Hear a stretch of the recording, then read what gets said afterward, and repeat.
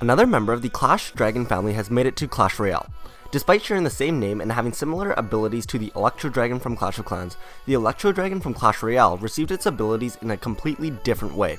In today's story, I'll tell you the story of how a regular baby dragon ended up becoming an Electro Dragon with never before seen powers in the Clash Royale arenas. So here is the story on how the Electro Dragon made it into the world of Clash.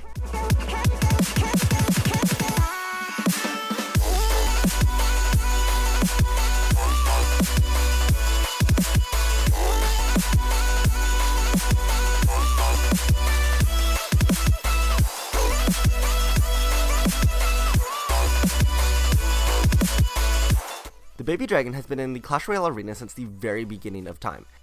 And at the very beginning, the baby dragon was arguably one of the most powerful troops in the arena. He was a mini beast that troops in the arena would fear. Now, 2 years later, the baby dragon is still a powerful troop. However, during those 2 years, so many new powerful troops have been added that the baby dragon doesn't stand out as much anymore.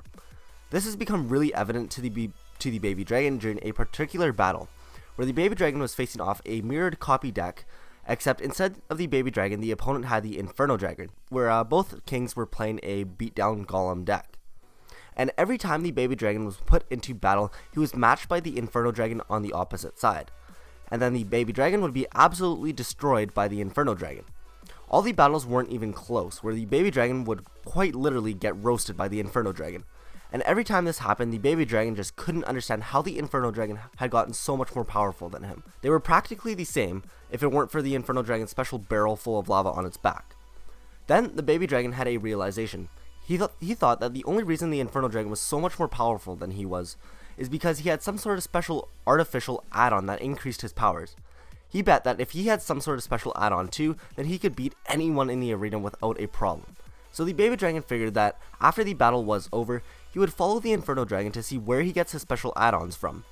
So the baby dragon knew that the Inferno Dragon and all other man-made troops like the Zappies, Sparky, Cannon Cart, and Flying Machines, to name a few, were all made by the Master Builder at his secret factory. But no troops except for the troops that were just mentioned and then the Inferno Dragon, only those troops knew where it was. So after taking a few more beatings on the battlefield, the battle had finally ended and the baby dragon quietly followed the Inferno Dragon back. The Inferno Dragon didn't go straight to the Master Builder's factory. Instead, he made a quick few stops at the Clash pub and then stopped by the karaoke club before finally making it to the Master Builder's secret factory. The Inferno Dragon led the baby dragon to a building surrounded by a super high electric fence. And then the baby dragon had no idea where he was, and it was the first time he had ever seen this building in his life before. The Inferno Dragon entered the building while the baby dragon watched from behind from afar. Then a few minutes later, the Inferno Dragon came out of the building with a fresh refill of the lava in his barrel. The baby dragon realized he was going to have to sneak in to get one of these add-ons, so the baby dragon decided that he was going to have to fly around the back so no one would see him. So he ran around and then flew over the massive electric fence. He then opened the first door he saw and went inside. The room was incredibly dark, but the baby dragon inched his way forward until he bumped into something cold and metallic. Then a jolt of electricity shot across the room. Through the flickering of the electricity, the baby dragon could see that he was in one of the factories for the manufacturing of the Zappies. And as he had entered, the doors locked and then lights started flashing as the process to create the Zappies was just beginning.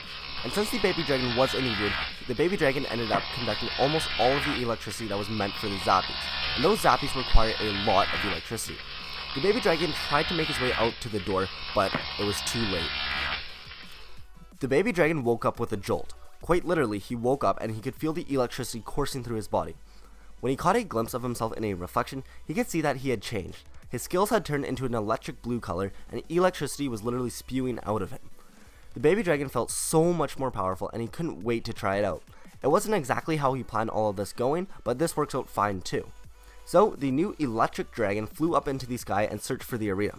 He then made his way over, and when he got there, he wanted to test out his new abilities. And since massive amounts of electricity were still in his body, he was able to completely terrorize the arena.